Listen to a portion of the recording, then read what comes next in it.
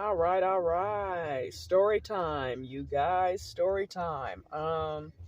So I'm gonna go ahead and just jump right into it, excuse me, and get right into it. I told you guys that before I started these videos that you guys would get nothing but raw, uncut truth about my personal life story and everything that I went through from the ups and downs.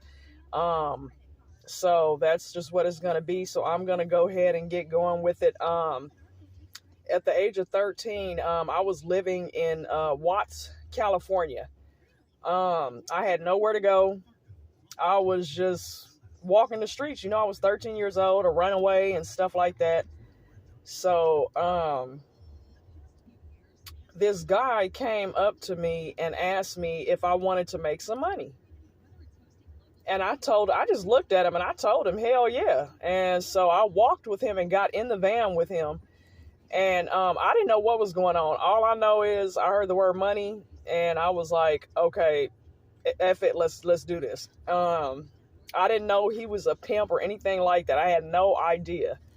So I got in the van and we went to where like his other two broads were.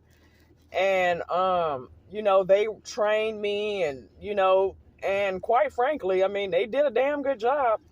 You know what I mean? As far as the turning out process, you know what I mean? Of teaching me the ropes and what to do, what not to do, and everything like that.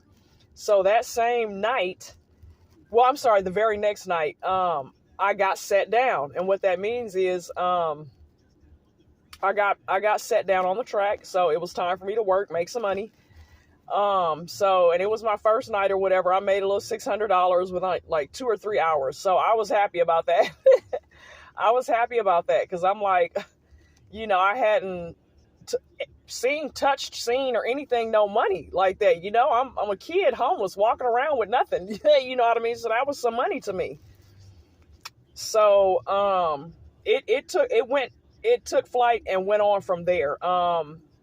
I got addicted to that lifestyle so fast. I got all the way addicted, like very quickly to that lifestyle. I was making damn good money every night. My turnout, folks, was 31 and I was 13. I stayed with him for about a year and a half. So yeah. So after I left him, I got with this other dude. I was with him for a year. So forth. So it went on from there. Throughout the years, I stayed in the game for many, many, many, many years, from the age of 13 up until my late 20s, like 27, 28 years old. I did deal with a few pimps. You know what I mean? I did pay a few pimps. If you ask me, my personal opinion, they were not worth my money nor my time. And I don't regret saying that. They were not.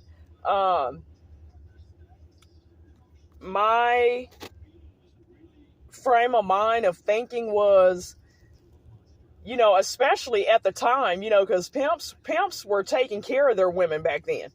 They were putting apartments in the girl's name. They were putting cars in the girl's name, but obviously the girl had to show her loyalty, her dedication, that she was there for the long haul and all that stuff. You know what I mean? Pimps were never allowed to walk around in tennis shoes.